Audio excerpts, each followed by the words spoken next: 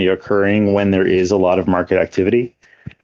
If the market activity drops, if there's no market activity, there's no issuance. Now you could say, well, if that's the case and people are leaving the game, then you could start to see the potential for inflation. But I think that is sort of an existential threat to the game in the first place at that point. And so, yeah, I feel like it's sort of a question as to whether which one comes first. And I think it's much more likely that players would be leaving the game before inflation occurred, rather than inflation leading to players leaving. So, I mean, it's a good question. We do have some possibility. One of the levers that we will hold on to and ultimately turn over to the influence DAO is the interest rate, or the equivalent interest rate. And that is basically every time there's a transaction, what fraction of a sway or what fraction of the value of that transaction gets issued as new sway.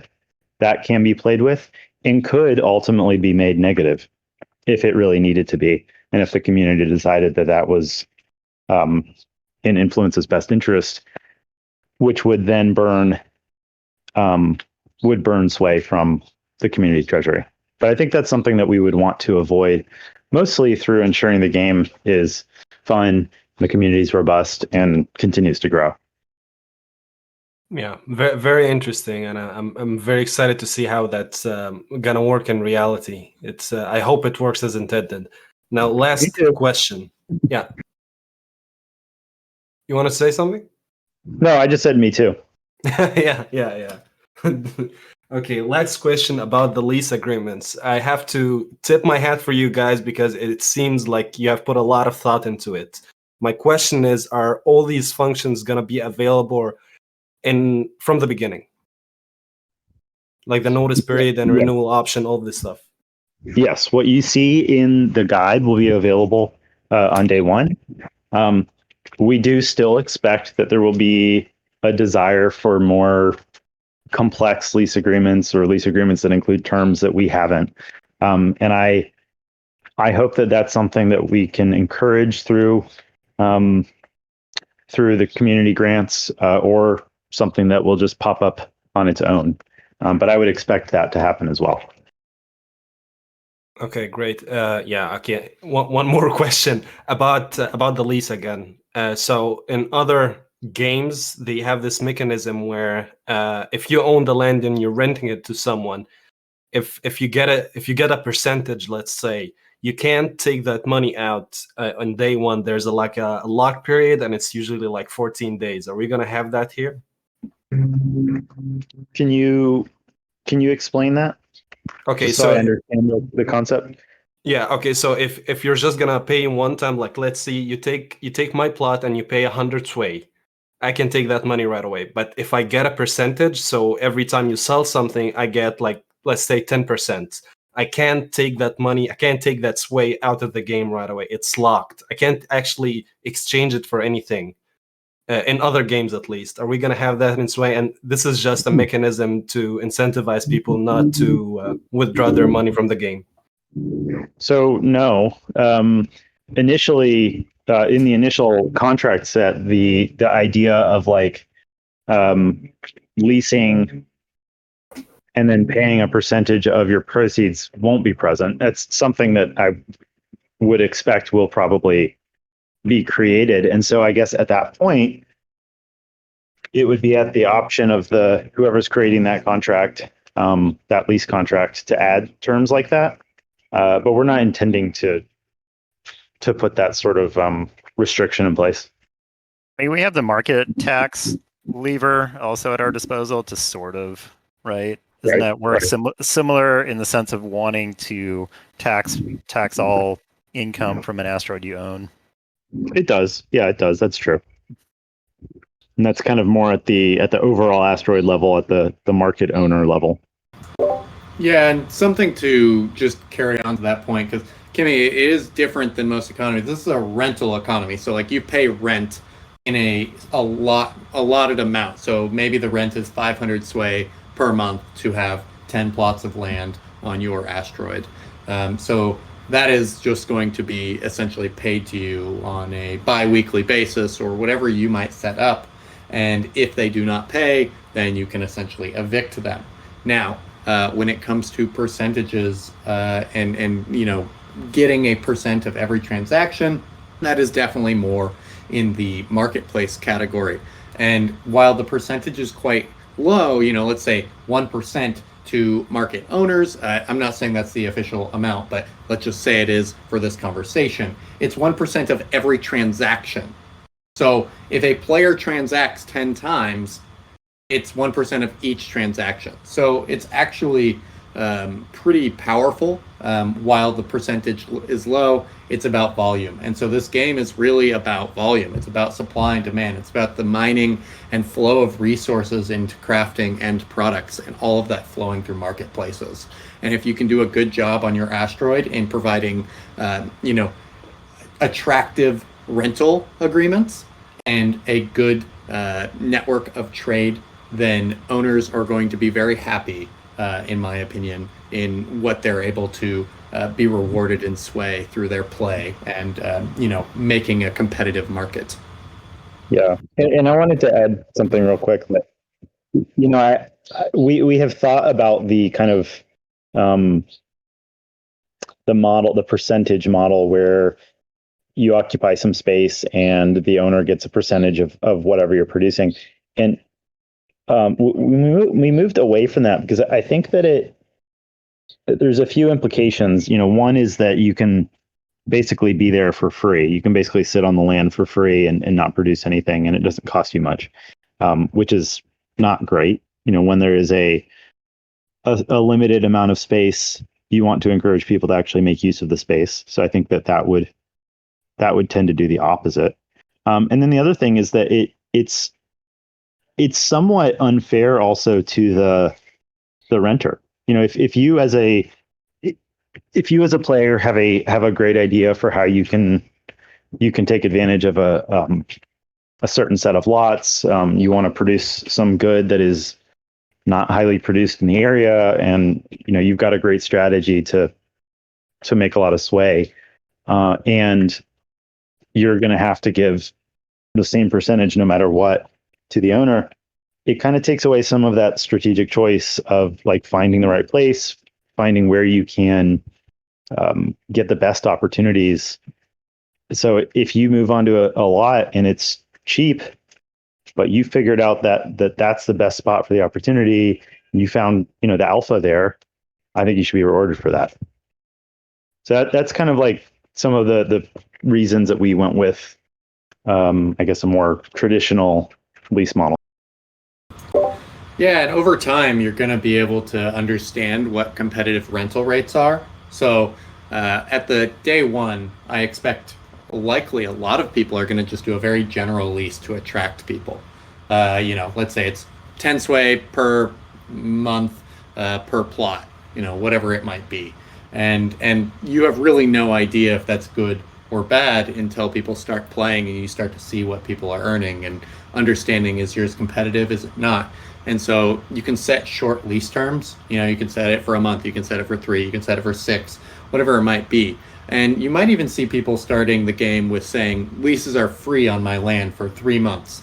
So you get people to your land, they mine it, they're understanding what they can earn. You can also see what people are earning and understand, okay, well, after these 3 months, a competitive rate for this would be X sway per month. And so that's really, I think, going to be something that gets figured out fairly quickly, 3-6 months into the game, what competitive leasing rates are going to be. And they're going to alter over time, just like living in the real world. You might pay X thousands of dollars a month for a place in California, but only, $1,000 if you're in Ohio for the same place. And that all is about opportunity and typically, popularity of that land. And that is going to be a real presence in influence. Yeah, I definitely like the rent model to start with, at least. Maybe in the future we can take a look at percentages. But to start with, this is better to start with at least. Thanks for the answers.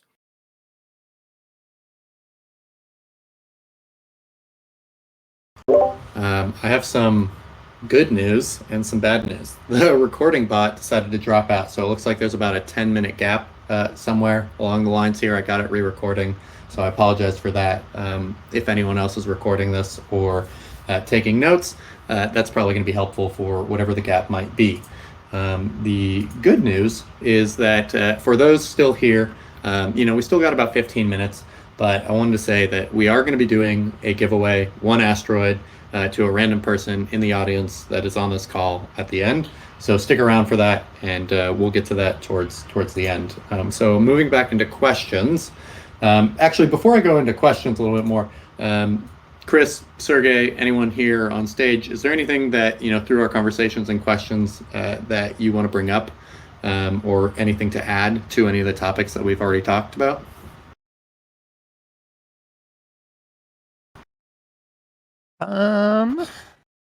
No, I'm just I will reiterate some general things. One, it's a really exciting time to be here. I'm glad that the guide is out. It revealed so much more, but there's also so much more to come. And I know we've moved to a bi-weekly AMA phase, which I think is going to serve us really well because we can have more content in each of these bi-weekly things.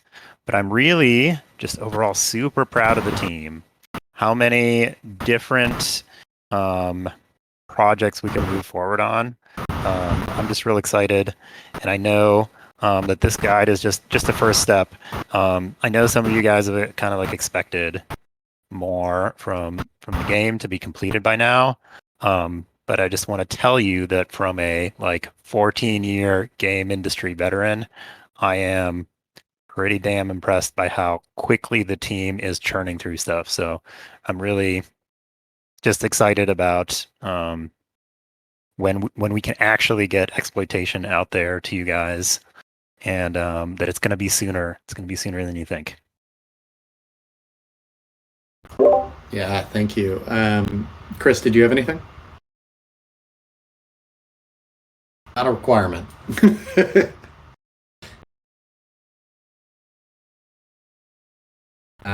All right, well, I see a few hands up, so I'm going to go ahead and get them up here.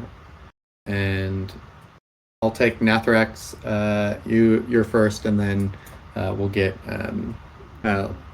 yeah, I don't even want to butcher your name, but I'll have you introduce yourself when you're up here. But yeah, Nathrax, feel free. All right, can you hear me? Yes. So my question is about food production. I saw in the white paper, scientists boost food production. Will that be every organic on a sea asteroid, or only food once I have the fertilizer and soil? So the scientists are pretty food heavy. It's gonna be related to the food process. I will tell you that we have not determined if it will impact soil and fertilizer, but there's a good chance it will. And then the other piece is that they are very helpful in reducing your food consumption across the board.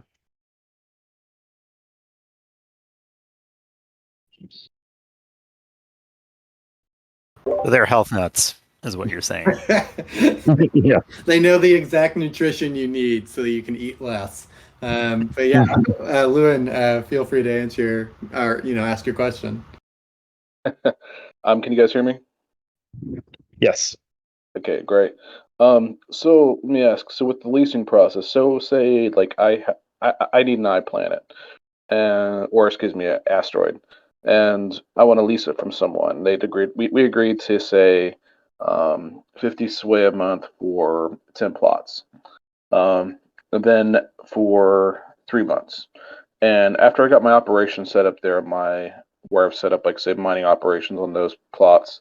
And at the end of 3 months, they say, well, we decide we're going to jack your rent up to like 200 sway a month. And I feel like that's just out of, I think that's just absurd. So basically, is that kind of part of the game where the relationship between the landlord and the tenant, where landlords can get certain reputations for being um, I don't know what you call them, just like a crooks, where they would just basically, um, basically say, well, although you spent this time and effort and money into setting up these like modules or these buildings and modules on these lots, we're going to be, and you don't want to pay this much higher rent, which is going to be basically not feasible for the tenant to pay to keep operating because they're going to basically have negative cash flow. Would they? Would basically the tenant be out of luck? And that's Yeah, it would. So we kind of struggled a bit with this, but I think came down on the side that reputation should be important, and that it should be a major part of the game and relationships. And so yes, like the landlord could jack up the rent. They could even just say, no, I won't even rent it for you at any price. I'm just gonna start pushing you out at the end of your lease. And the idea should be that's reflected in their reputation. And in fact, like we have also pushed for the community to come to us with ideas around reputation systems and scores, especially with the grant program, and we'll continue to do so because I think that's one of the pieces that would be ideal to come from the community. I think you could see several different ways of evaluating reputation, and evaluating, should I even consider leasing from this person? And I think we'll see the same sort of thing with like spaceports, where you could have an owner of a spaceport who frequently just shuts off access to people. And I think that sort of information should be disseminated. People should start to understand, like, okay, if you're going to fly to this asteroid, it's a bit of a risk. The guy there's kind of a dick. He closes his spaceport down and tries to get people to bribe him to let them land instead of slow boating away to the next closest asteroid.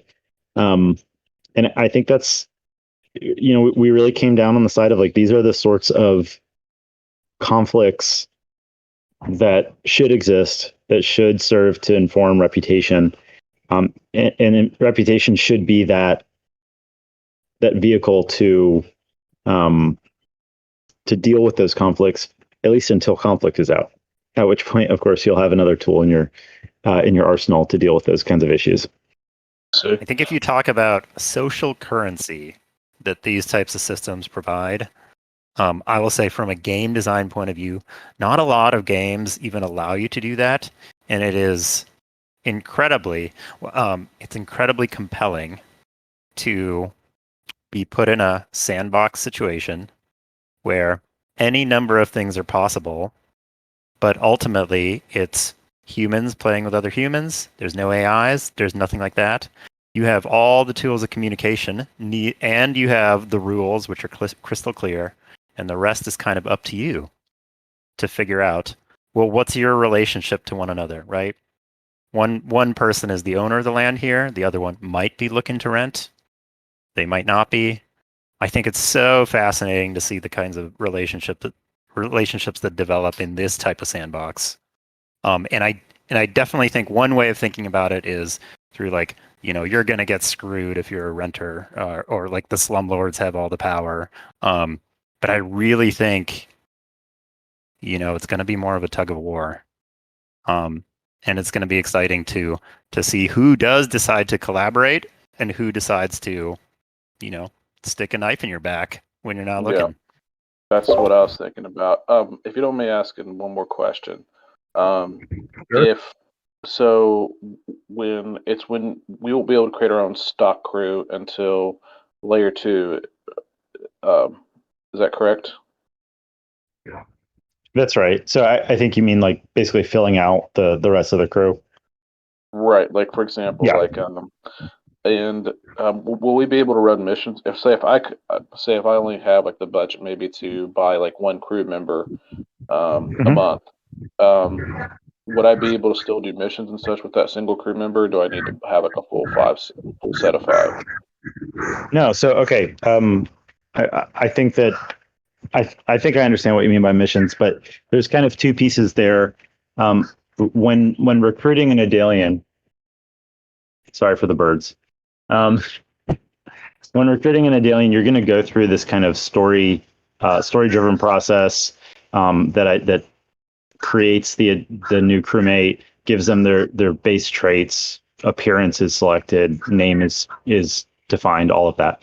But then when it comes to taking actions in game, all you need is one crewmate. So your crew can be a crew of one. Your only crewmate is the captain, and they can still do everything.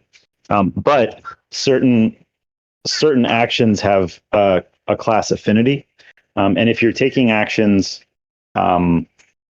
outside of the classes that are present in your current crew, they will happen more slowly, typically, or they will cost more.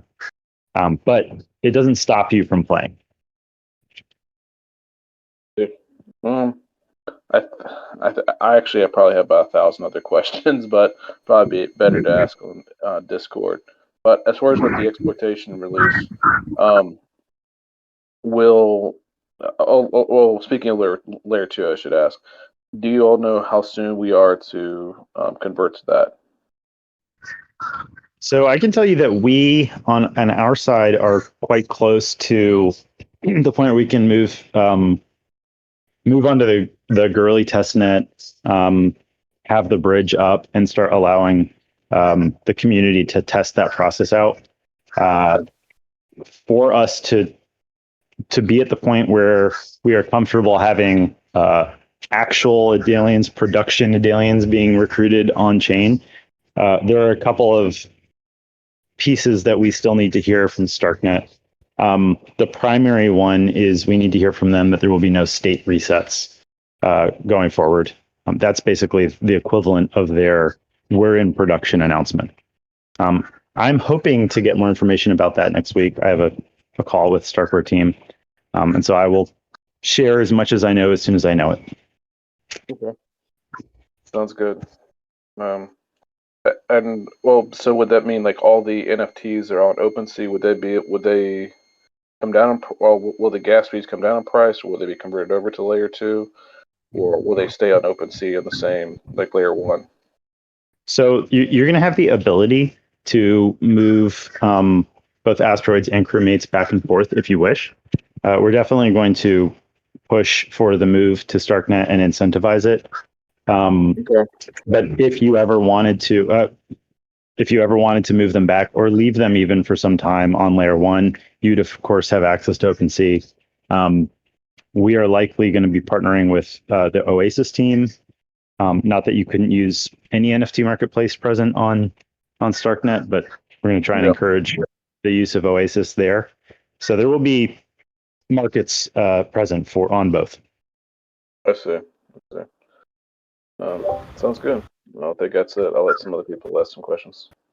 Cool. Yeah, thanks for the question. Yeah, thank you for coming up. I think these were great questions, and actually leads me to the next question. I think that we want to probably finish out on, and then get that giveaway going. But the thing that I think a lot of people are probably wondering that own crew that have that own asteroids that have unminted crew is what happens to my crew when I move to L2. Chris, I'm happy to explain this, but I don't want to misspeak. If you would like to kind of tell them our idea of what is going to happen.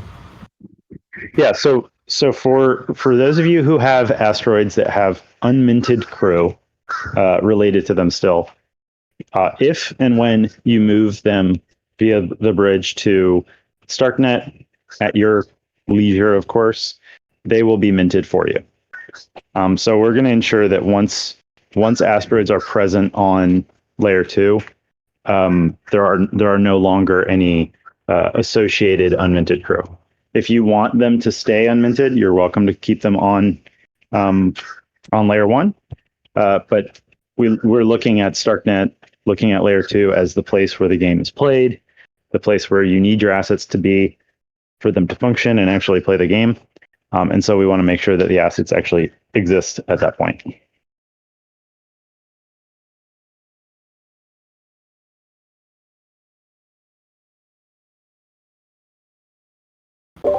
Yeah. Okay. So it's 12. I think this will wrap it up. I want to do the giveaway. for an asteroid. We have 5 total asteroids being given away specifically around this exploitation guide release, not including the other 5 that are going with the weekly mission. So one of these 5 is being raffled right now. I kindly asked someone to pick a number between 1 and 75 because that is how many people were in the audience besides the recording bot as counting for 1, so 76 total. And they picked 54. So I am looking right now for who is number 54 here, and that person is going to get the asteroid.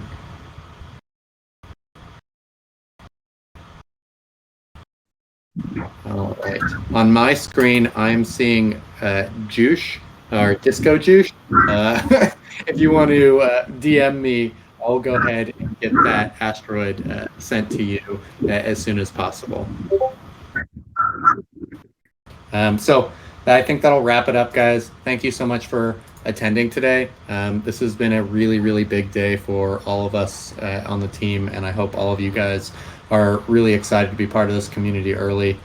So if you have any further questions, I'm going to be trolling the general Discord here pretty much all day. And